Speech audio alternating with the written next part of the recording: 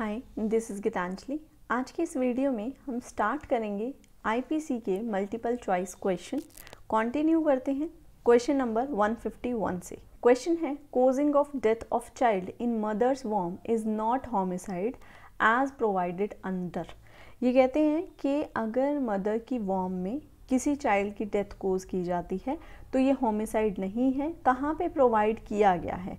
तो ये प्रोवाइड किया गया है एक्सप्लेनेशन 3 ऑफ सेक्शन 299 में। देखिए, जब चाइल्ड मदर की वॉर्म में है और उस टाइम पे उसकी डेथ कोज की जाती है तो वो होता है मिसकैरेज। पर अगर उस चाइल्ड का कोई भी पार्ट बॉडी से मदर की वॉर्म से बाहर आ चुका है और फिर उसकी डेथ कोज की जाती है तो वो होता है होमिसाइड। तो यहाँ पे अभी ये क्वेश्चन में पूछते हैं कि जब चाइल्ड मदर की वॉर्म में है उस टाइम पर। नेक्स्ट क्वेश्चन है क्वेश्चन नंबर 152। क्वेश्चन है, in the context of the exception of grave and sudden provocation which of the following is correct। जो एक्सेप्शन है कि ग्रेव और सडन प्रोवोकेशन में किया गया अगर मर्डर तो वो एक्सेप्शन में फॉल करता है, तो उसके लिए नीचे दिए गए ऑप्शन में से करेक्ट ऑप्शन बताना है। फर्स्ट है, provocation should not be voluntarily provoked by the offender, मतलब जानबूझकर प्रोवोकेशन नहीं होनी चाहिए। सेकेंड ऑप्शन है, lawful exercise of right of private defence does not give provocation. अगर कोई अपना प्राइवेट डिफेंस का इस्तेमाल कर रहा है तो उसको आप ये नहीं कह सकते कि वो प्रोवोक कर रहा है। नेक्स्ट ऑप्शन है, lawful exercise of power by a public servant in obedience to law does not amount to provocation. अगर कोई पब्लिक सर्वेंट अपनी ड्यूटीज़ परफॉर्म कर रहा है तो वो प्रोवोकेशन नहीं होगा। तो इस केस में इस क्वेश्चन में जो आंसर करेक्ट है वो होगा option D, all of the above. Next question है क्वेश्चन नंबर 153। क्वेश्चन है, if the offender does not know that his act is so imminently dangerous that it must in all probability cause death he will be guilty of. ये कहते हैं अगर एक offender को नहीं पता है कि जो वो एक्ट कर रहा है वो इतना खतरनाक है कि वो डेथ ही कोज करेगा प्रोबेबिलिटीज़ में, तो इस केस में जो वो पर्सन है वो किस ऑफेंस के लिए गिल्टी होगा? तो इसका आंसर होगा option C, culpable homicide not amounting to murder. Next question है क्वेश्चन नंबर 154। क्वेश्चन है, culpable homicide not amounting to murder is punishable with, कितनी पनिशमेंट प्रोवाइड की गई है? इसका आंसर होगा option C, imprisonment for life और imprisonment for 10 years. Next question है क्वेश्चन नंबर 155। क्वेश्चन है, culpable homicide is causing death. जो कल्पेबल होमिसाइड है वो कब माना जाएगा कि डेथ यानी कि मर्डर है? तो ऑप्शन ए है, with the intention of causing death, मतलब जो एक्ट किया गया वो इस इंटेंशन से किया गया कि सामने वाले की जान लेनी है। ऑप्शन बी है, with the intention of causing such bodily injury as is likely to cause death, वो इस इंटेंशन से उसको चोट पहुंचाई गई, इंजरी की गई जिससे जो चोट पहुंचाने वाला है ऑफेंडर है उसकी इंटेंशन है कि डेथ ही कोज होनी चाहिए। ऑप्शन सी है, with the knowledge that by such act death is likely to be caused, या फिर नॉलेज है कि जो वो एक्ट कर रहा है उसे डेथ हो जाएगी। तो इस केस में आंसर होगा option D, all the above. Next question है क्वेश्चन नंबर 156। क्वेश्चन है, X with intention of murder Z instigate Y a child below 7 years of age. X ने जो जेड को मारना चाहता है एक बच्चे को इंस्टिगेट किया जो कि 7 साल से कम का है, to do an act which causes Z death, ऐसा एक्ट करने के लिए कि जिससे जेड की डेथ हो जाए। Y in the absence of X in consequence of abetment does the act and thereby causes जेड्स डेथ। ये कहते हैं वाई यानी कि वो जो बच्चा जिसको इंस्टिगेट किया, जब उसको इंस्टिगेट कर दिया गया तो इंस्टिगेट होने की वजह से जब एक्स वहाँ पर नहीं था तो उसने वही एक्ट किया जो इस एक्ट को करने के लिए एक्स ने कहा था और जिसकी वजह से जेड मर जाता है। तो इस केस में अब लाइबिलिटी बतानी है। तो इस क्वेश्चन में आंसर होगा ऑप्शन बी, यानी जो वाई है यानी वो बच्चा जो है वो लायबल नहीं होगा मर्डर के लिए, क्योंकि 7 साल से नीचे के लिए आपको पता है सेक्शन 82 में डिफेंस मिला हुआ है। तो जो चाइल्ड है वाई वो लायबल नहीं होगा मर्डर के लिए, और जो एक्स है जिसने इंस्टिगेट किया है वो लायबल होगा अबेटमेंट के लिए। आंसर होगा ऑप्शन बी। नेक्स्ट क्वेश्चन है क्वेश्चन 157। क्वेश्चन है, hurt has been defined as bodily pain, disease और infirmity to any person under section. जो हर्ट है वो कहाँ पर डिफाइन किया गया है? तो इसका आंसर होगा ऑप्शन ए सेक्शन 319 में। नेक्स्ट क्वेश्चन है ग्रीवियस हर्ट कहाँ पे डिफाइन किया गया है, तो ग्रीवियस हर्ट डिफाइन किया गया है सेक्शन 320 में। नेक्स्ट क्वेश्चन है क्वेश्चन 159। क्वेश्चन है which of the following are grievous hurt, नीचे दिए गए ऑप्शन में से क्या ग्रीवियस हर्ट है। फर्स्ट है इमस्क्यूलेशन, ऑप्शन बी है permanent disfiguration of face, third है प्राइवेटेशन ऑफ एनी मेंबर और जॉइंट। तो इस केस में आंसर होगा ऑप्शन 4 यानी D all of the above. Next question है क्वेश्चन नंबर 160। क्वेश्चन है during the scuffle between A and B, A give a blow on the face of B and consequently 2 teeth of B were broken। A ने B को मारा, B के दांत टूट गए।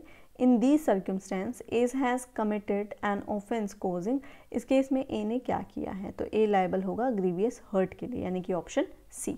Next question है question 161। Question है during the fight between A and B the two ladies, A pulls B by hair and removes some of her hair. A ने बी को बालों से पकड़ा और उसके बाल खींच लिए, अलग कर दिए खींच के। A is guilty of an offence of causing, यहाँ ए ने क्या किया है, तो यहाँ पे आंसर होगा ऑप्शन बी यानी कि ग्रीवियस हर्ट। देखिए ऑप्शन ध्यान से देख लीजिए, फर्स्ट में है सिंपल, बी में है ग्रीवियस, सी में है simple hurt by rash and negligent act, D में है grievous hurt by rash and negligent act. तो यहाँ पे जो बाल खींचे हैं ना, ये सिर्फ ग्रीवियस हर्ट है यानी कि ऑप्शन बी जो होगा वो इसका आंसर होगा। नेक्स्ट क्वेश्चन है क्वेश्चन 162। क्वेश्चन है two ladies of young age A and B fight with each other. दो लेडीज हैं, ये आपस में लड़ रही हैं। A was having a blade with which A inflicts injury on the face of B leaving a scar on the cheek of B. A ने blade से बी के गाल के ऊपर, फेस के ऊपर इंजरी दे दी ब्लेड से। ए इज गिल्टी ऑफ ऑफेंस, ए ने क्या ऑफेंस किया है, तो यहाँ पे आंसर होगा option A grievous hurt. Next question है क्वेश्चन 163। क्वेश्चन है wrongful restraint has been defined under. Wrongful restraint कहाँ पर डिफाइन किया गया है, तो इसका आंसर होगा ऑप्शन ए सेक्शन 339 में। नेक्स्ट क्वेश्चन है रॉन्गफुल कन्फाइनमेंट कहाँ पे डिफाइन किया गया है, तो रॉन्गफुल कन्फाइनमेंट डिफाइन किया गया है सेक्शन 340 में। नेक्स्ट क्वेश्चन है assault can be caused by, assault किस तरीके से हो सकता है। ऑप्शन ए है जेस्चर्स, ऑप्शन बी है प्रिपरेशन, ऑप्शन सी है बोथ ए एंड बी, तो इसका आंसर होगा option C both A and B. Next question है assault can not be caused by, कैसे असोल्ट नहीं हो सकता, तो इसका आंसर होगा ऑप्शन ए सिर्फ वर्ड से, मेयर वर्ड से असोल्ट नहीं हो सकता। नेक्स्ट क्वेश्चन है क्वेश्चन 167। क्वेश्चन है assault in order to outrage the modesty of a woman is punishable. ये कहाँ पर डिफाइन किया, कहाँ पर पनिशेबल है, तो इसका आंसर होगा ऑप्शन बी सेक्शन 354 में। नेक्स्ट क्वेश्चन है असोल्ट और criminal force used in attempting to commit theft of property is punishable.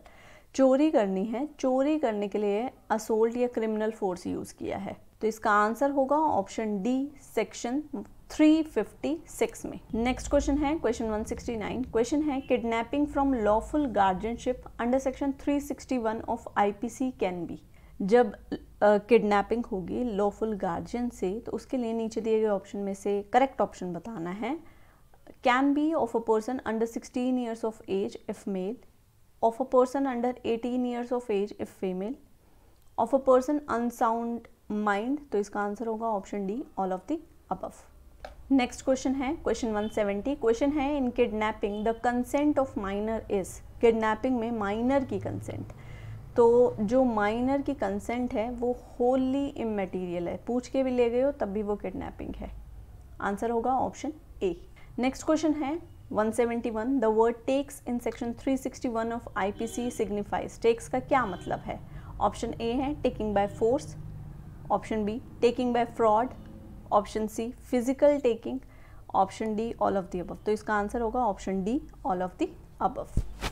Next question है क्वेश्चन 172। क्वेश्चन है which of the following is correct as to theft under section 378 of IPC. Theft को लेके correct option बताना है। First है dishonest intention to take property, option B the property must be movable, option C the property must be in possession of the prosecutor, option D all of the above, तो इसका answer होगा option D all of the above. Next question है question 173. Question है A takes a camera belonging to B out of the possession of B without the consent of B with the intention of keeping it until he gets a reward from B for its restoration. A is guilty of. यहाँ ये कहते हैं A ने B का camera B की possession के में जो था वो अपने पास ले लिया बिना उससे पूछे हुए, इस इंटेंशन से कि वो अपने पास उस कैमरे को तब तक रखेगा जब तक कि बी उसे कुछ रिवॉर्ड ना दे दे वापस लेने के लिए। तो यहाँ पे ए किसके लिए गिल्टी होगा?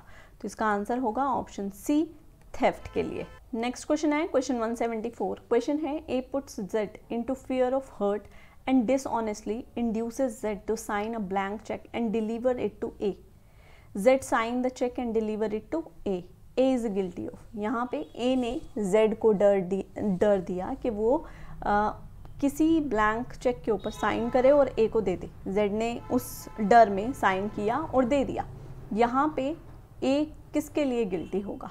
तो इसका आंसर होगा ऑप्शन बी, एक्सटोर्शन के लिए। नेक्स्ट क्वेश्चन है क्वेश्चन नंबर 175। क्वेश्चन है when in the committing of theft, hurt or wrongful restraint is caused to the person, the offense is. जब थेफ्ट कर रहे हैं, थेफ्ट के दौरान हर्ट या रॉन्गफुल रेस्ट्रेन किया किसी पर्सन को, तो ऑफेंस क्या बन जाएगा? तो इसका आंसर होगा option B, robbery. Next question है क्वेश्चन नंबर 176। क्वेश्चन है रोबरी बिकम्स डकैती when committed conjointly by. Robbery कब डकैती बन जाती है? कितने लोगों द्वारा रोबरी की जाए तो डकैती बन जाती है? तो इसका आंसर होगा ऑप्शन सी, 5 और मोर पर्सन्स। नेक्स्ट क्वेश्चन है क्वेश्चन 177। क्वेश्चन है dishonest misappropriation of property has been defined. कहाँ पर डिफाइन किया गया है? तो इसका आंसर होगा ऑप्शन ए, सेक्शन 403 में। नेक्स्ट क्वेश्चन है क्वेश्चन 178। क्वेश्चन है in case of dishonest misappropriation the initial possession of property. जब डिसऑनेस्ट मिसअप्रोप्रिएशन किया गया तो इनिशियली यानी शुरू में पोजेशन जो प्रॉपर्टी का है वो किस तरीके का होना चाहिए? तो इसका आंसर होगा option C, innocent. Dishonest misappropriation को आप समझ सकते हैं कि आपको रोड पे कोई रिंग पड़ी हुई मिल गई, जब आपने उठाया तब तो आप इनोसेंट हो ना। जब आपको पता चल गया कि ये किसकी और फिर भी नहीं आप देते, तब बनती है डिसऑनेस्ट मिसअप्रोप्रिएशन। तो जब आपने उठाई तब तो आप इनोसेंट थे, आपको नहीं पता था। तो इसका आंसर होगा ऑप्शन सी। अब यहाँ पे ये जो मैंने एग्जांपल लिया है कि आपको रिंग पाई, तो यहाँ मैं किसी को स्पेसिफाई, किसी के ऊपर ब्लेम नहीं लगा रही हूँ, ये जस्ट मैंने एक एग्जांपल के तौर पर समझाने की कोशिश करी है। नेक्स्ट क्वेश्चन है क्वेश्चन 179। क्वेश्चन है criminal breach of trust has been defined. Breach of trust कहाँ पर डिफाइन किया गया है? तो इसका आंसर होगा ऑप्शन बी, सेक्शन 405 में। नेक्स्ट क्वेश्चन है क्वेश्चन 180। क्वेश्चन है criminal breach of trust on an offence signifies.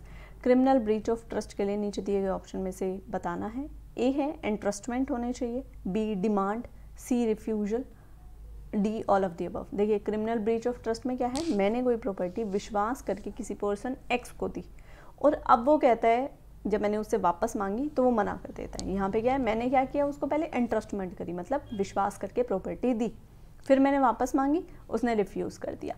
तो यहाँ पे आंसर होगा option D, all the above. Next question है क्वेश्चन 181। क्वेश्चन है in criminal breach of trust the initial possession of property. Breach of trust में जो initial possession है property का वो क्या होगा? इनोसेंट। नेक्स्ट क्वेश्चन है क्वेश्चन 182। क्वेश्चन है an employer deducting the employees contribution under employees provident fund and miscellaneous provision act from the wages payable for credit to the fund but does not deposit the same with the firm is guilty of. यहाँ पे क्या किया, एक employer ने employees की salary में से कुछ अमाउंट काट लिया और उस अमाउंट को उसको फंड्स में देना था, पर उसने वो फंड्स में नहीं दिया। तो यहाँ पे इस एम्प्लॉयर ने क्या ऑफेंस किया है? तो इसका आंसर होगा option B, criminal breach of trust under section 405 of IPC। Next question है क्वेश्चन 183। क्वेश्चन है a property is called stolen property under section 410 of IPC if its possession has been transferred by. एक property को आप stolen property कहेंगे 410 में अगर उसका possession किस तरीके से ट्रांसफर किया गया है, थेफ्ट, रॉबरी, क्रिमिनल मिसअप्रोप्रिएशन। तो आंसर होगा option D, all of the above.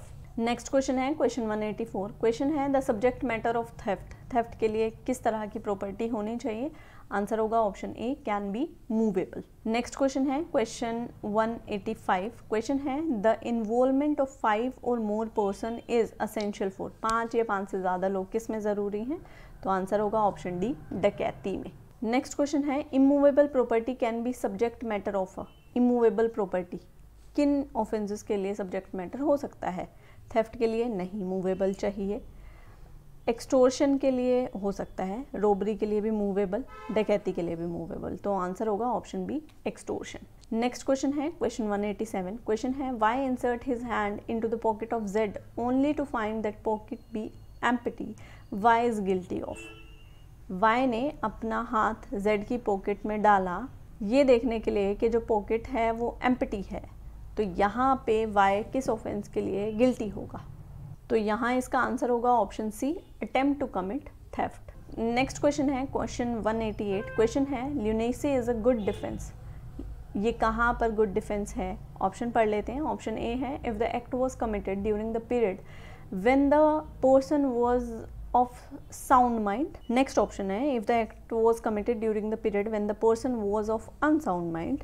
Option C है इरिस्पेक्टिव ऑफ द ल्यूसिड और non lucid intervals of the concerned person. तो इसका आंसर होगा ऑप्शन बी, जब वो अनसाउंड था और उस टाइम पर किया गया ये एक्ट, तो डिफेंस मिल जाएगा उसको। नेक्स्ट क्वेश्चन है क्वेश्चन 189। क्वेश्चन है in which of the following cases the offence of abetment is committed, किस केस में अबेटमेंट का ऑफेंस माना जाएगा? ऑप्शन ए है X widow prepares herself for sati and proceeds towards the pyre of her husband.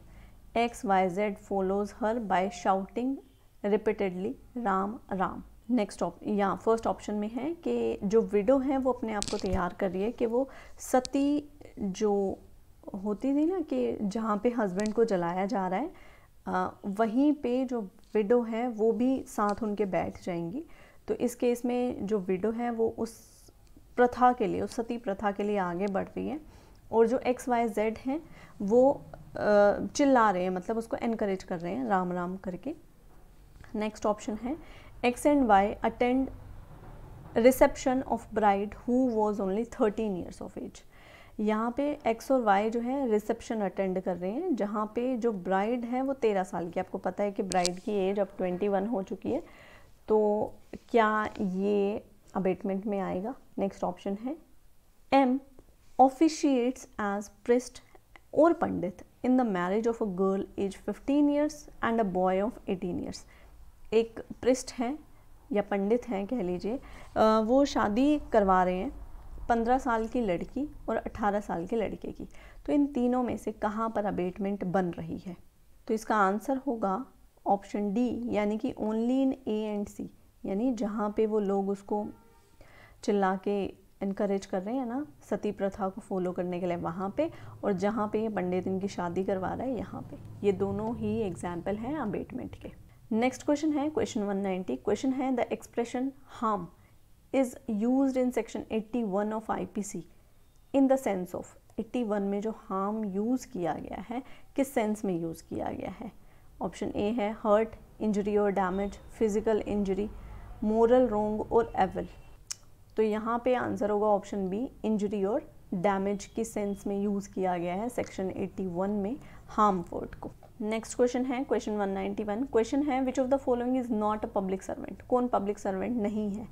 तो इसका answer होगा option D, secretary of a cooperative society, ये पब्लिक सर्वेंट नहीं है। नेक्स्ट क्वेश्चन है क्वेश्चन 192। क्वेश्चन है the causing of death of a child in mother's womb is not homicide under, homicide नहीं है कहाँ पर?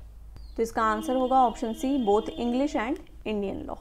नेक्स्ट क्वेश्चन है क्वेश्चन 193। क्वेश्चन है Y a small boy was guarding the field, एक बच्चा है वो एक फील्ड को गार्ड कर रहा है। Z and M outsiders trespass and start harvesting. On protest by Y, they beat him up and hearing his cry, X and P, uncles of Y, who were working in different direction, rushed in. One of them, X, fired the trespasser, killing one of them and ran away. ये क्या कह रहे हैं, एक बच्चा जो है field को गार्ड कर रहा है, Z और M जो कि आउटसाइडर्स हैं वो ट्रेसपास करते हैं वहाँ पर। जब Y उन्हें रोकता है तो वो उसके साथ मारपीट करते हैं। जब Y चिल्लाता है तो उनके जो अंकल हैं X और P उस आवाज़ को सुनकर उसकी तरफ आते हैं। जैसे ही वो वहाँ आते हैं, वहाँ आके वो फायरिंग करते हैं तो एक ट्रेसपासर जो है उसको लग जाती है, वो तो मर जाता है, जो बाकी दूसरा ट्रेसपासर है वो भाग जाता है। P was arrested and charge with section 302 of IPC। जो P उनके अंकल हैं, इसको अरेस्ट कर लिया जाता है और 302 का चार्ज लगाया जाता है।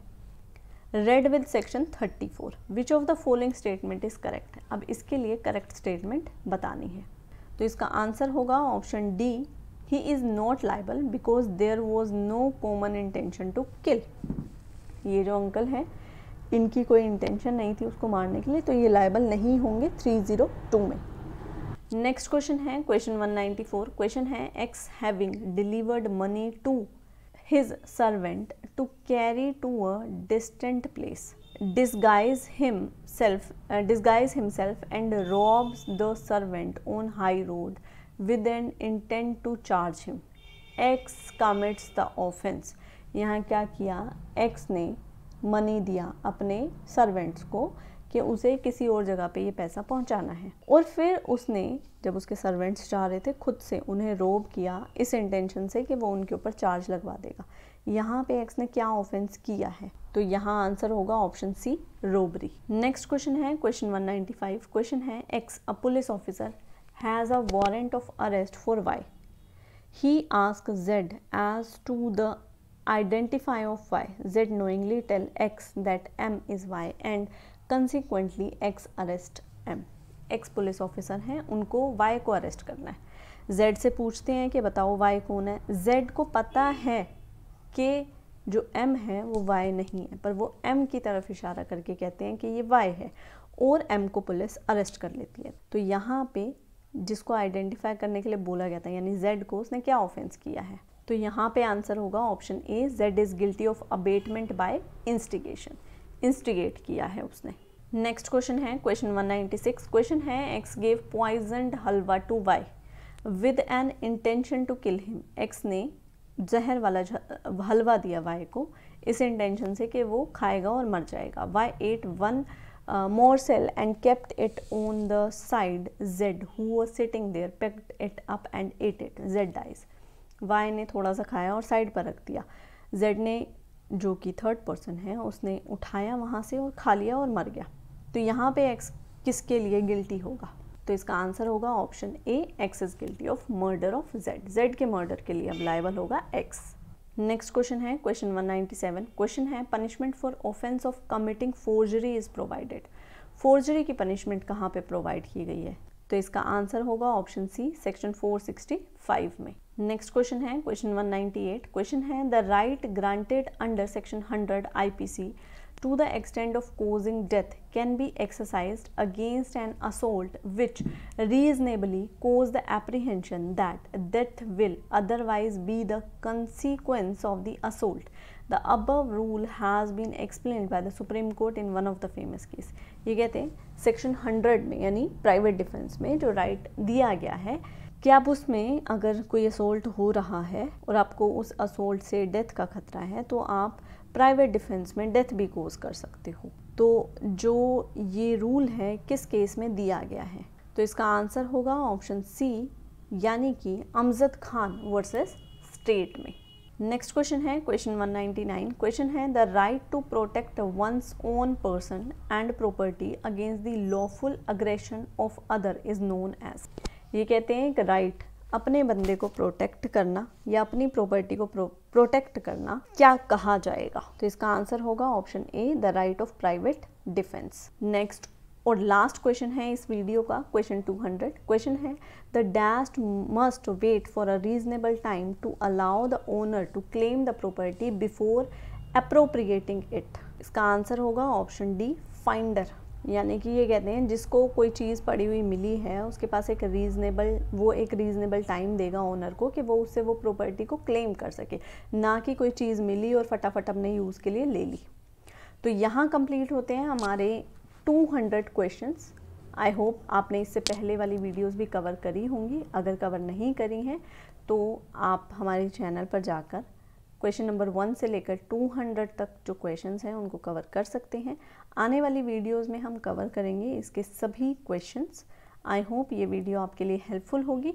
और अभी तक अगर आपने हमारे चैनल को सब्सक्राइब नहीं किया है तो सब्सक्राइब कर दीजिए। और अगर आपने अभी तक हमें इंस्टाग्राम पर फॉलो नहीं किया है तो लीगल अपडेट्स और लीगल टिप्स के लिए आप हमें इंस्टाग्राम पर भी फॉलो कर सकते हैं। हमारा इंस्टाग्राम हैंडल है go.legal।